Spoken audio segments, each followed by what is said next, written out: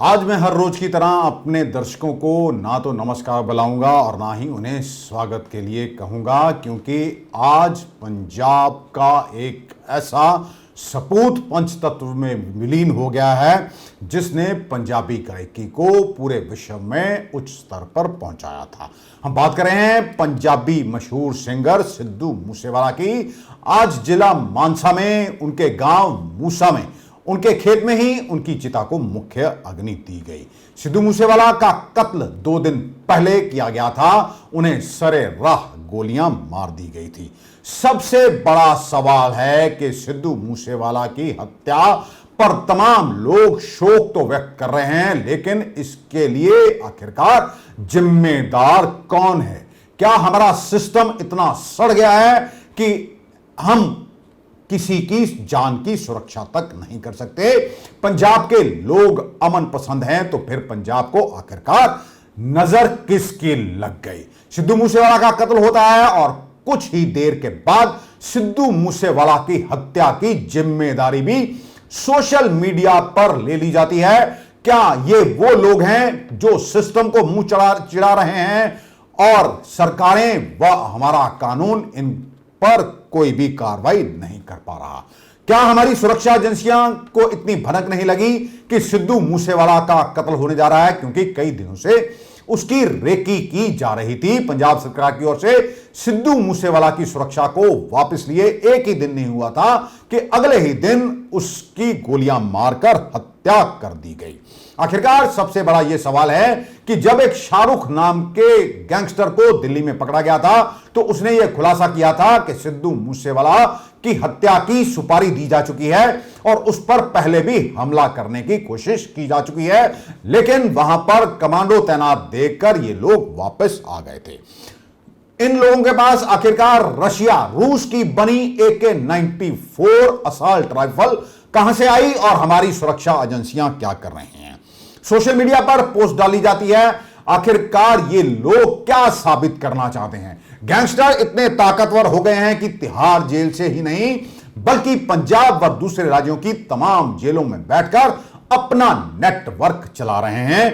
ये इस बात में भी सच्चाई है कि इन तमाम गैंगस्टरों को राजनीतिज्ञों का संरक्षण प्राप्त है। अगर पंजाब के ही हम 2 नेताओं की बात करें तो जब पंजाब में कांग्रेस की सरकार थी तो एक मंत्री के ऊपर आरोप लगे थे कि उनका संबंध गैंगस्टरों के साथ है। यह आरोप लगाने वाला भी एक पूर्व कैबिनेट स्तर का मंत्री ही था और उसका ताल्लुक था अकाली दल से, और कांग्रेस के मंत्री ने उस पूर्व मंत्री के ऊपर आरोप लगा दिए थे, लेकिन कभी इन आरोपों की जांच नहीं हुई। आखिरकार हम चाहते क्या हैं? लोग किसके लिए कमा रहे हैं? जिसके पास पैसा है उससे रंगदारी मांगी जा रही है, फिरौतियां मांगी जा रही हैं। ऐसे कई डॉक्टरों से फिरौतियां मांगी गई जो सामने नहीं आते हैं, लेकिन एक डॉक्टर अमृतसर का ही था जिससे फिरौती मांगी गई और उसने एक गैंगस्टर को पकड़वा भी दिया था। गैंगस्टर ने तिहाड़ जेल में बैठकर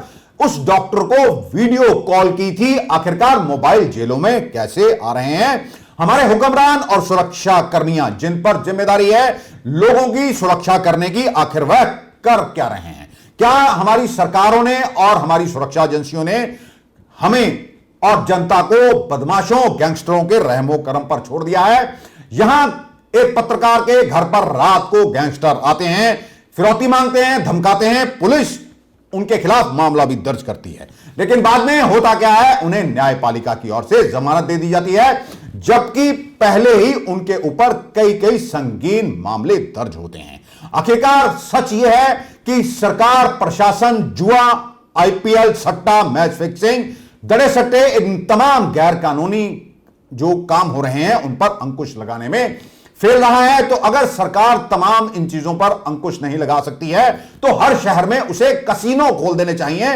इससे सरकार को रेवेन्यू भी आएगा, क्योंकि जो लोग जुआ खेलना चाहते हैं और जुआ खेलने के शौकीन हैं वह सरकारी कसीनो में आएंगे और जुआ खेलेंगे।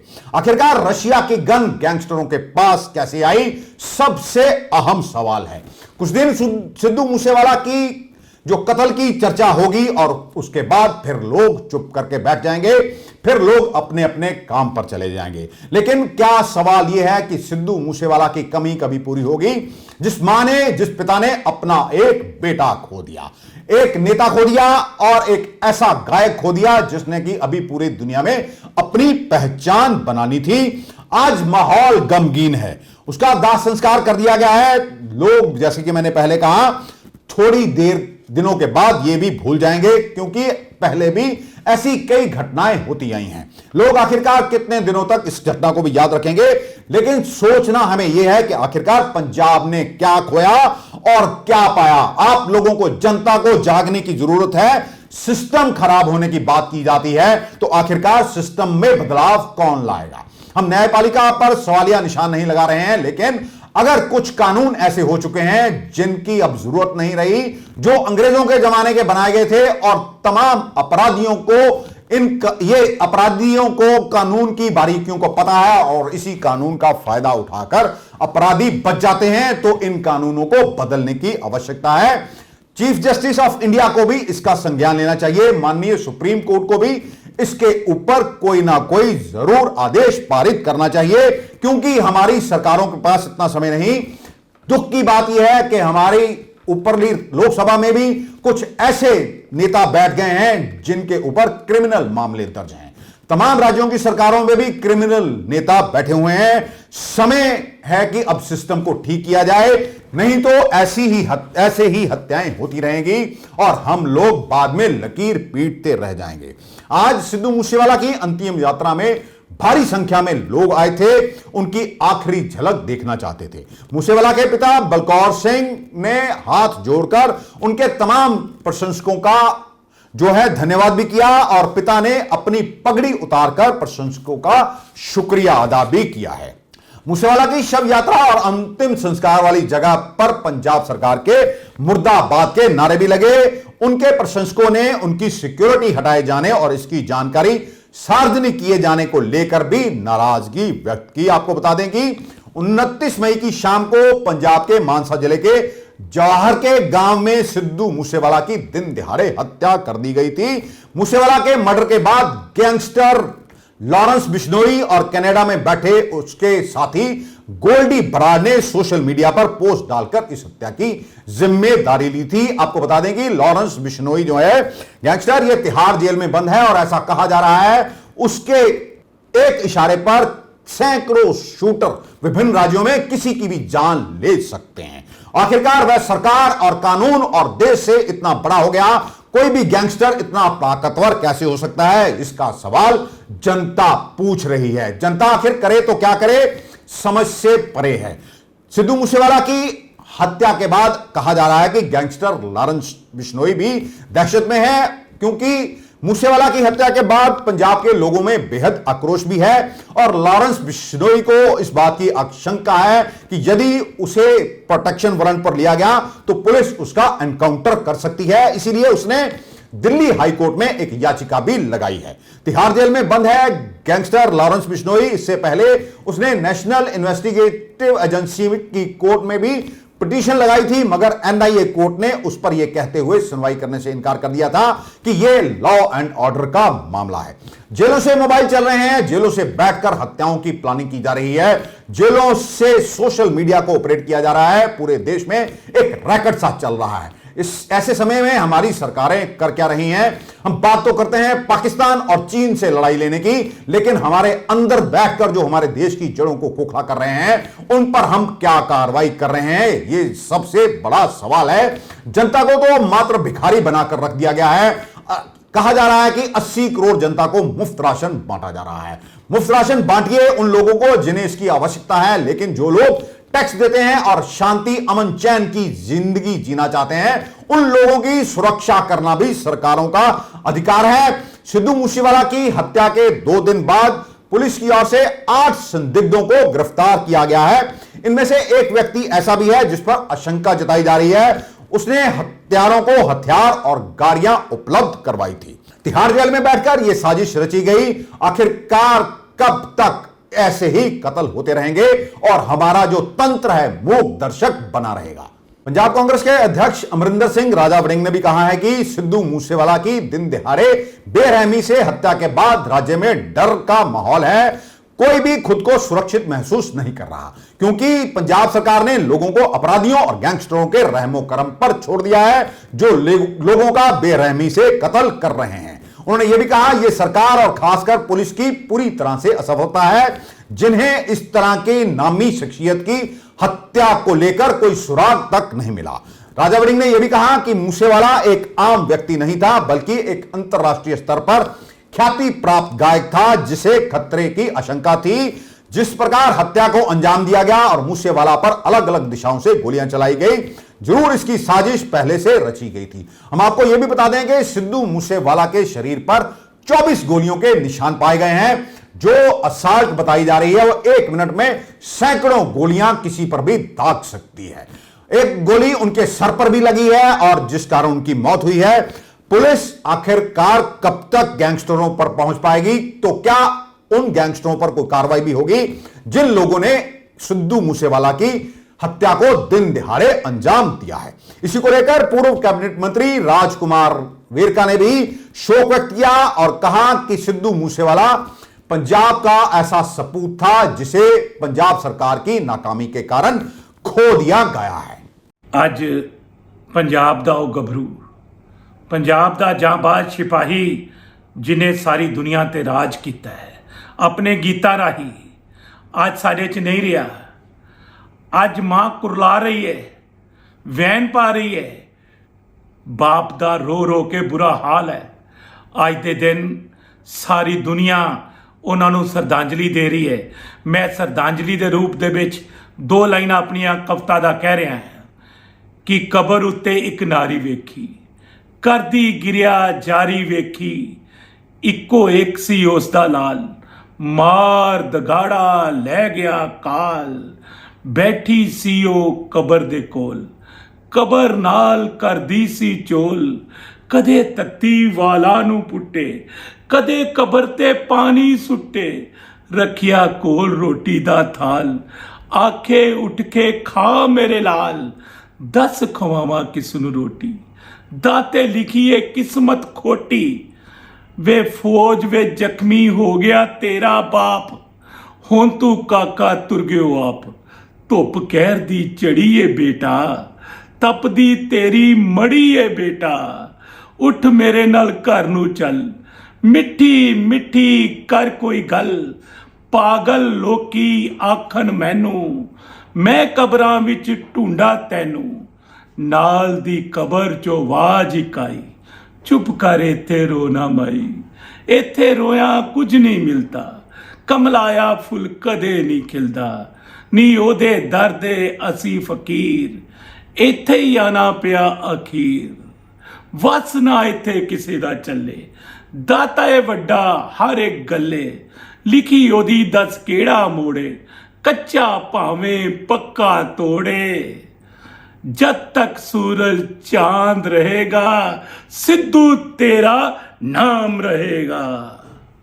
मंगलवार को दल खालसा का बड़ा बयान आया। दल खालसा ने श्री अकाल तख्त साहब के जथेदार को हथियार रखने के लिए खुद उदाहरण सेट करने को कहा है। यह बात घल्लूगारा दिवस को लेकर बुलाई गई प्रेस कॉन्फ्रेंस में दल खालसा के प्रवक्ता कंवरपाल सिंह की ओर से की गई है। कंवरपाल सिंह बिट्टू ने कहा कि 6 जून को घल्लूगारा दिवस मनाया जाएगा और इस दिन ज्ञानी हरप्रीत सिंह को खुद श्री अकाल तख्त साहब पर हथियार लेकर पहुंचना चाहिए। उन्होंने यह भी कहा, गोल्डन टेंपल में हथियार ले जाने की कोई मनाही नहीं है, सिर्फ मुख्य गुरु घर की तरफ हथियार लेकर नहीं जा सकते। उन्होंने यह कहा है कि 6 जून को अमृतसर बंद रखा जाएगा। आपको बता दें कि 6 जून को हर बार श्री हरमंदिर साहब में खालिस्तान जिंदाबाद के नारे भी लगते हैं। जून 1984 ਦੇ ਘੱਲੂਘਾਰੇ ਨੂੰ 38 ਵਰੇ ਇਸ ਜੂਨ ਦੇ ਮਹੀਨੇ ਦੇ ਵਿੱਚ ਹੋ ਜਾਣੇ ਹਨ। ਉਸ ਘੱਲੂਘਾਰੇ ਦੀ ਚੀਸ, ਦਰਦ ਅਤੇ ਪੀੜ ਅੱਜ ਵੀ ਸਾਡੇ ਮਨਾਂ ਦੇ ਵਿੱਚ ਤਾਜ਼ਾ ਹੈ, ਸਜਰੀ ਹੈ। ਜਿਹੜੇ ਸਿੰਘ ਸਿੰਘਣੀਆਂ ਉਸ ਘੱਲੂਘਾਰੇ ਦੌਰਾਨ ਜੂਝ ਕੇ ਸ਼ਹੀਦ ਹੋਏ ਉਹ ਸਾਡੇ ਹੀਰੋਜ਼ ਹਨ, ਜਿਹੜੇ ਨਿਹੱਥੇ ਸ਼ਰਧਾਲੂ ਉਸ ਘੱਲੂਘਾਰੇ ਦੌਰਾਨ ਭਾਰਤੀ ਫੌਜ ਦੀਆਂ ਗੋਲੀਆਂ ਦੇ ਸ਼ਿਕਾਰ ਹੋਏ ਅਤੇ ਜੋ ਲੁੱਟ ਖਸੁੱਟ ਭਾਰਤੀ ਫੌਜ ਨੇ ਦਰਬਾਰ ਸਾਹਿਬ ਦੇ ਵਿੱਚ ਕੀਤੀ, ਉਹ ਕਹਿਰ ਅੱਜ ਵੀ, ਉਹ ਮੰਜ਼ਰ ਅੱਜ ਵੀ ਸਾਡੇ ਨਜ਼ਰ ਦੇ ਵਿੱਚ ਸਾਹਮਣੇ ਹੈ। ਮੈਂ ਖੁਦ ਉਸ ਮੰਜ਼ਰ ਨੂੰ ਦੇਖਿਆ ਹੈ 1984 ਜੂਨ ਦੇ ਵਿੱਚ, ਜਿਸ ਤਰੀਕੇ ਦੇ ਨਾਲ ਟੈਂਕਾਂ ਤੋਪਾਂ ਦੇ ਨਾਲ ਅਕਾਲ ਤਖਤ ਸਾਹਿਬ ਢਾਇਆ ਗਿਆ। ਪਿਛਲੇ 38 ਵਰ੍ਹਿਆਂ ਤੋਂ ਖਾਲਸਾ ਪੰਥ ਇਸ ਦਿਨ ਨੂੰ ਓਬਜ਼ਰਵ ਮਨਾਉਂਦਾ ਆ ਰਿਹਾ ਹੈ। ਇਸ ਬਾਰੇ ਵੀ ਅਸੀਂ ਪ੍ਰੋਗਰਾਮ ਉਲੀਕੇ ਹਨ। 5 ਜੂਨ ਨੂੰ ਅੰਮ੍ਰਿਤਸਰ ਦੀ ਧਰਤੀ ਤੇ ਆਜ਼ਾਦੀ ਮਾਰਚ ਕੱਢਿਆ ਜਾਵੇਗਾ ਔਰ 6 ਜੂਨ ਨੂੰ ਸਵੇਰੇ ਅਕਾਲ ਤਖਤ ਸਾਹਿਬ ਤੇ ਇਕੱਤਰ ਹੋ ਕੇ ਖਾਲਸਾ ਪੰਥ ਦੇ ਦਿਨ ਮਨਾਏਗਾ ਅਤੇ ਉਸ ਦਿਨ ਅਸੀਂ ਅੰਮ੍ਰਿਤਸਰ ਬੰਦ ਦੀ ਕਾਲ ਦੇ ਰਹੇ ਹਾਂ। ਆਜ਼ਾਦੀ ਮਾਰਚ ਕਿਉਂ? ਜਿਹੜੇ ਸਿੰਘ ਸਿੰਘਣੀਆਂ ਦਰਬਾਰ ਸਾਹਿਬ ਦੇ ਲਈ ਜੂਝਦੇ, ਦਰਬਾਰ ਸਾਹਿਬ ਦੀ ਪਵਿੱਤਰਤਾ ਨੂੰ ਕਾਇਮ ਰੱਖਦੇ ਹੋਏ ਸ਼ਹੀਦ ਹੋਏ, ਇਹ ਉਹਨਾਂ ਦਾ ਮਿਸ਼ਨ ਸੀ। ਅਸੀਂ ਉਹਨਾਂ ਦੇ ਮਿਸ਼ਨ ਨੂੰ, ਉਹਨਾਂ ਦੇ ਸੁਪਨਿਆਂ ਨੂੰ ਸਾਕਾਰ ਕਰਨ ਲਈ ਅਤੇ ਖਾਲਿਸਤਾਨ ਦਾ ਜਿਹੜਾ ਸੰਘਰਸ਼ ਹੈ ਉਸ ਦੀ ਲਗਾਤਾਰਤਾ, ਨਿਰੰਤਰਤਾ ਨੂੰ ਬਣਾਈ ਰੱਖਣ ਲਈ ਆਜ਼ਾਦੀ ਮਾਰਚ ਕਰ ਰਹੇ ਹਾਂ। ਇਸ ਵਾਰ ਇਹ ਮਾਰਚ ਲਾਰੈਂਸ ਰੋਡ ਸਥਿਤ ਗੁਰਦੁਆਰਾ ਭਾਈ ਵੀਰ ਸਿੰਘ, ਜਿਹੜਾ ਭਾਈ ਵੀਰ ਸਿੰਘ ਸਦਨ ਦੇ ਨਾਲ ਹੈ, ਉਸ ਗੁਰਦੁਆਰਾ ਸਾਹਿਬ ਤੋਂ ਅਰਦਾਸ ਕਰਕੇ ਆਰੰਭ ਹੋਏਗਾ। ਨਾਵਲਟੀ ਚੌਂਕ, ਜਿਹੜੇ ਮਾਲ ਰੋਡ, ਉਸ ਤੋਂ ਬਾਅਦ ਕ੍ਰਿਸਟਲ ਚੌਂਕ, ਭੰਡਾਰੀ ਪੁਲ, ਹੌਲ ਬਾਜ਼ਾਰ ਅਤੇ ਵਿਰਾਸਤੀ ਮਾਰਗ ਤੋਂ ਹੁੰਦਾ ਹੋਇਆ ਅਕਾਲ ਤਖਤ ਸਾਹਿਬ ਜਾ ਕੇ ਸੰਪੰਨ ਹੋਏਗਾ। ਜਿਨ੍ਹਾਂ ਸਿੰਘਾਂ ਸਿੰਘਣੀਆਂ ਨੇ ਸ਼ਹਾਦਤਾਂ ਦਿੱਤੀਆਂ ਜੂਝਦੇ ਹੋਏ, ਉਹਨਾਂ ਦੀ ਵਿਰਾਸਤ ਨੂੰ ਅੱਗੇ ਲੈ ਕੇ ਜਾਣਾ ਸਾਡਾ ਧਾਰਮਿਕ ਫਰਜ਼ ਵੀ ਹੈ, ਜ਼ਿੰਮੇਵਾਰੀ ਵੀ ਹੈ ਔਰ ਅਸੀਂ ਆਪਣੀਆਂ ਜ਼ਿੰਮੇਵਾਰੀਆਂ ਨਿਭਾ ਰਹੇ ਹਾਂ। 6 ਜੂਨ ਦਾ ਬੰਦ ਭਾਰਤ ਸਰਕਾਰ ਨੂੰ ਇੱਕ ਮੈਸੇਜ ਦੇਣ ਲਈ ਲੋਕਾਂ ਦੇ ਸਹਿਯੋਗ ਦੇ ਨਾਲ ਕੀਤਾ ਜਾਂਦਾ ਹੈ, ਤਾਂ ਕਿ ਇੰਡੀਅਨ ਸਟੇਟ ਨੂੰ ਇੱਕ ਮੈਸੇਜ ਚਲਾ ਜਾਏ ਕਿ ਜੋ ਕਾਰਾ 38 ਵਰ੍ਹੇ ਪਹਿਲਾਂ ਹੌਲਨਾਕ ਕਾਰਾ ਜਿਹੜਾ ਇੰਡੀਅਨ ਸਟੇਟ ਨੇ ਅੰਮ੍ਰਿਤਸਰ ਤੇ ਚੜ੍ਹ ਕੇ ਆ ਕੇ ਉਹਦੀਆਂ ਫੌਜਾਂ ਨੇ ਵਰਤਾਇਆ ਸੀ, ਉਹ ਨਾ ਅਸੀਂ ਭੁੱਲੇ ਹਾਂ ਤੇ ਨਾ ਅਸੀਂ ਸਟੇਟ ਨੂੰ ਮਾਫ ਕੀਤਾ। ਸੋ ਸਾਡਾ ਜਿਹੜਾ ਸੰਘਰਸ਼ ਹੈ ਉਸ ਜੂਨ 1984 ਤੋਂ ਬਾਅਦ ਜਿਹੜਾ ਸ਼ੁਰੂ ਹੋਇਆ, ਜਿਹੜੀਆਂ ਸ਼ਹਾਦਤਾਂ ਹੋਈਆਂ, ਉਸ ਸ਼ਹਾਦਤਾਂ ਅਜਾਈਂ ਨਾ ਜਾਣ ਔਰ ਉਹ ਕੌਮ ਦੀ ਝੋਲੀ ਦੇ ਵਿੱਚ ਕੌਮ ਦੀ ਆਜ਼ਾਦੀ ਪਵੇ, ਇਸ ਮਕਸਦ ਤਹਿਤ ਸਾਡੇ ਇਹ ਪ੍ਰੋਗਰਾਮ 5 ਜੂਨ ਅਤੇ 6 ਜੂਨ ਨੂੰ ਅਸੀਂ ਲਗਾਤਾਰ ਪਿਛਲੇ 20 ਸਾਲ ਤੋਂ ਕਰਦੇ ਆ ਰਹੇ ਹਾਂ। ਇਸ ਪ੍ਰੋਗਰਾਮਾਂ ਦੀ ਲੜੀ ਦੇ ਵਿੱਚ ਸਾਡੇ ਸਹਿਯੋਗੀ ਜਥੇਬੰਦੀਆਂ ਸਿੱਖ ਫੈਡਰੇਸ਼ਨ UK ਲੰਡਨ ਦੇ ਵਿੱਚ ਬਹੁਤ ਵੱਡਾ ਮੁਜ਼ਾਹਰਾ ਕਰ ਰਹੇ ਹਨ ਤੇ ਸਿੱਖ ਯੂਥ ਆਫ ਅਮਰੀਕਾ ਦੇ ਵਿੱਚ ਜਿਹੜੇ ਵੱਡੇ ਸ਼ਹਿਰ ਨੇ ਨਿਊਯਾਰਕ ਵਗੈਰਾ, ਉੱਥੇ ਵੀ ਇਹ ਇਸੇ ਤਰ੍ਹਾਂ ਮਾਰਚ ਕੱਢੇ ਜਾਣਗੇ, ਜਿਹੜੇ ਕਿ ਮਾਰਟੀਅਰਸ ਨੂੰ ਸ਼ਰਧਾਂਜਲੀ ਦੇਣ ਲਈ ਅਤੇ ਘੱਲੂਘਾਰੇ ਦੇ ਸ਼ਹੀਦਾਂ ਨੂੰ ਅਤੇ ਜਿਹੜੇ ਨਿਹੱਥੇ ਸ਼ਰਧਾਲੂ ਮਾਰੇ ਗਏ ਸੀ ਉਹਨਾਂ ਨੂੰ ਸ਼ਰਧਾਂਜਲੀ ਦੇਣ ਲਈ ਦੁਨੀਆ ਭਰ ਦੇ ਵਿੱਚ 5 ਅਤੇ 6 ਜੂਨ ਨੂੰ ਪ੍ਰੋਗਰਾਮ ਕੀਤੇ ਜਾ ਰਹੇ ਹਨ। ਪੰਜਾਬ ਦੇ ਵਿੱਚ ਅਕਾਲੀ ਦਲ ਅੰਮ੍ਰਿਤਸਰ, ਸਿੱਖ ਯੂਥ ਫੈਡਰੇਸ਼ਨ ਭਿੰਡਰਾਂਵਾਲਾ, ਵਾਰਿਸ ਪੰਜਾਬ ਦੇ Jatha Sirlat Khalsa, Akal federation, Akal student federation, alliance of Sikh organisation, Akali Dal united, ਇਹ ਸਾਰੀਆਂ ਸੰਸਥਾਵਾਂ ਨੇ ਸਾਨੂੰ ਇਸ ਮਾਰਚ ਦੇ ਵਿੱਚ ਸਹਿਯੋਗ ਅਤੇ ਸਮਰਥਨ ਦਿੱਤਾ ਹੈ। ਇਹਨਾਂ ਦੀ ਲੀਡਰਸ਼ਿਪ ਵੀ ਮਾਰਚ ਦੇ ਵਿੱਚ ਸ਼ਾਮਲ ਹੋਏਗੀ। ਦੂਸਰਾ ਮੁੱਦਾ ਜਿਹੜਾ ਅੱਜ ਅਸੀਂ ਇੱਥੇ ਪ੍ਰੈਸ ਕਾਨਫਰੰਸ 'ਚ ਰੱਖ ਰਹੇ ਹਾਂ ਉਹ ਹੈ ਗਿਆਨੀ ਹਰਪ੍ਰੀਤ ਸਿੰਘ ਹੋਣਾ ਵੱਲੋਂ, ਜਿਹੜੇ ਕਾਰਜਕਾਰੀ ਜਥੇਦਾਰ ਹਨ ਅਕਾਲ ਤਖਤ ਸਾਹਿਬ ਦੇ, ਉਹਨਾਂ ਨੇ ਪਿਛਲੇ ਦਿਨੀ ਇੱਕ ਅਪੀਲ ਨਸੀਹਤ ਸਿੱਖ ਨੌਜਵਾਨਾਂ ਨੂੰ ਦਿੱਤੀ ਸੀ ਕਿ ਉਹ ਲਾਇਸੈਂਸਡ ਆਰਮ ਆਪਣੇ ਕੋਲ ਰੱਖਣ। ਪਹਿਲੀ ਗੱਲ ਹੈ ਕਿ ਉਸ ਜਥੇਦਾਰ ਦੀ ਉਸ ਅਪੀਲ ਤੇ ਬਹੁਤ ਵਾਵੇਲਾ ਉਠਾਇਆ ਗਿਆ, ਜਿਹੜਾ ਬਿਲਕੁਲ ਹੀ ਗਲਤ ਸੀ, ਨਿਰਮੂਲ ਸੀ। ਜਥੇਦਾਰ ਦਾ ਉਹ ਬਿਆਨ ਉਹਦੇ ਅਸਲੀ ਕੰਟੈਕਸਟ ਤੋਂ ਤੋੜ ਕੇ ਦੇਖਿਆ ਗਿਆ। ਜਥੇਦਾਰ ਨੇ ਜਿਸ ਓਕੇਜ਼ਨ ਤੇ ਜਿਸ ਦਿਨ ਉਹ ਬਿਆਨ ਦਿੱਤਾ, ਉਸ ਕੰਟੈਕਸਟ ਵਿੱਚ ਅਗਰ ਦੇਖਿਆ ਜਾਵੇ ਤਾਂ ਉਹ ਸਿੱਖ ਰਵਾਇਤਾਂ ਦੀ ਤਰਜਮਾਨੀ ਕਰ ਰਹੇ ਸੀ। ਜੋ ਸਿੱਖ ਟ੍ਰੈਡੀਸ਼ਨਸ ਨੇ, ਸਿੱਖ ਪ੍ਰਿੰਸੀਪਲਸ ਨੇ, ਉਹਨਾਂ ਦੀ ਤਰਜਮਾਨੀ ਕਰਦੇ ਹੋਏ ਉਹਨਾਂ ਨੇ ਆਪਣਾ ਬਿਆਨ ਦਿੱਤਾ। ਬਹੁਤ ਕੁਝ ਕਿਹਾ ਗਿਆ, ਹੁਣ ਗੱਲ ਪੁਰਾਣੀ ਹੋ ਗਈ ਹੈ। ਮੀਡੀਆ ਨੇ ਬਹੁਤ ਕੁਝ ਦੋਨਾਂ ਪਾਸਿਓਂ ਲਾਇਆ। ਜਿਨ੍ਹਾਂ ਨੇ ਡਿਫੈਂਡ ਕੀਤਾ ਸਿੱਖ ਆਰਗੇਨਾਈਜੇਸ਼ਨਸ ਨੇ, ਉਹਨਾਂ ਦੀ ਵੀ ਗੱਲ ਆਈ। ਜਿਨ੍ਹਾਂ ਨੇ ਕ੍ਰਿਟੀਸਾਈਜ਼ ਕੀਤਾ, ਸਪੈਸ਼ਲੀ ਪੰਜਾਬ ਸੀਐਮ ਨੇ, ਉਹਨਾਂ ਨੇ ਵੀ ਆਪਣਾ ਜਿਹੜਾ ਪੱਖ ਰੱਖਿਆ। ਪਰ ਜਿਨ੍ਹਾਂ ਨੇ ਵੀ ਉਹਨੂੰ ਕ੍ਰਿਟੀਸਾਈਜ਼ ਕੀਤਾ, ਉਹਨਾਂ ਦੇ ਕੋਲ ਕ੍ਰਿਟੀਸਾਈਜ਼ ਕਰਨ ਦੀ ਕੋਈ ਜਸਟੀਫਿਕੇਸ਼ਨ ਨਹੀਂ ਸੀ ਹੈਗੀ। ਉਹਨਾਂ ਨੇ ਆਊਟ ਆਫ ਕੰਟੈਕਸਟ ਜਾ ਕੇ ਉਹਨਾਂ ਨੂੰ ਕ੍ਰਿਟੀਸਾਈਜ਼ ਕੀਤਾ। ਅਸੀਂ ਇਹ ਸਮਝਦੇ ਹਾਂ ਕਿ ਬਿਨਾਂ ਵਜ੍ਹਾ ਤੋਂ ਉਸ ਨੂੰ ਵਿਵਾਦਤ ਬਣਾਇਆ ਗਿਆ, ਉਸ ਨੂੰ ਸਹੀ ਸੰਦਰਭ ਵਿੱਚ ਨਹੀਂ ਦੇਖਿਆ ਗਿਆ। ਮੈਂ ਗੱਲ ਇਸ ਤੋਂ ਅੱਗੇ ਦੀ ਤੋਰਦਾ ਹਾਂ ਕਿਉਂਕਿ ਇਹ ਗੱਲ ਹੁਣ ਪੁਰਾਣੀ ਹੋ ਗਈ ਹੈ ਮੀਡੀਆ ਲਈ। ਗੱਲ ਇਹ ਹੈ ਕਿ ਜਥੇਦਾਰ ਸਾਹਿਬ ਦਾ ਬਿਆਨ ਸਿੱਖ ਰਵਾਇਤਾਂ ਅਨੁਸਾਰ ਕਰੈਕਟ ਸੀ। ਮੇਰੀ ਅਪੀਲ ਹੈ ਜਥੇਦਾਰ ਸਾਹਿਬ ਨੂੰ ਕਿ ਉਹ ਖੁਦ ਵੀ ਜਿਹੜਾ ਬਿਆਨ ਉਹਨਾਂ ਨੇ ਸਿੱਖ ਨੌਜਵਾਨਾਂ ਲਈ ਦਿੱਤਾ ਹੈ, ਉਹ ਖੁਦ ਵੀ ਉਸ ਨੂੰ ਇੰਪਲੀਮੈਂਟ ਕਰਨ, ਲਾਗੂ ਕਰਨ।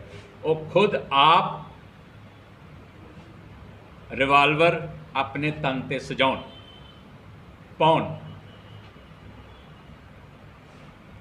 ਕਿਉਂਕਿ ਜਿਹੜਾ ਲੀਡਰ ਹੁੰਦਾ ਹੈ ਉਹ ਐਗਜ਼ੈਂਪਲ ਸੈੱਟ ਕਰਕੇ ਦੂਸਰਿਆਂ ਨੂੰ ਆਪਣੇ ਮਗਰ ਆਉਣ ਲਈ ਕਹਿੰਦਾ।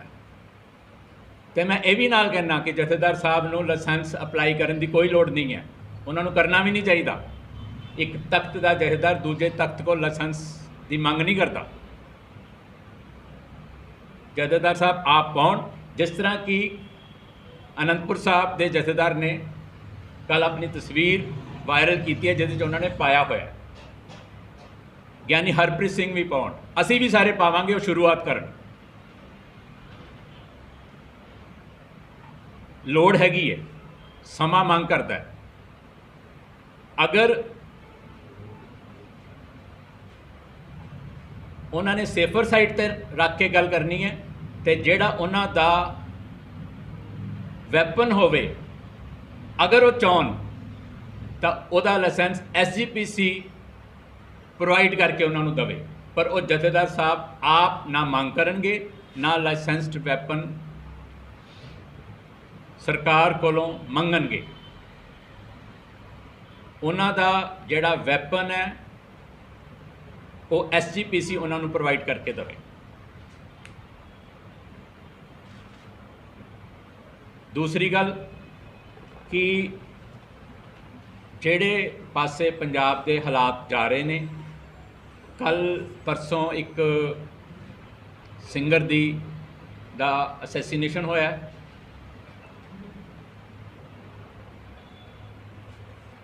ਜਿੰਨੀ ਦੇਰ ਤੱਕ ਕਾਤਲ ਪਕੜੇ ਨਹੀਂ ਜਾਂਦੇ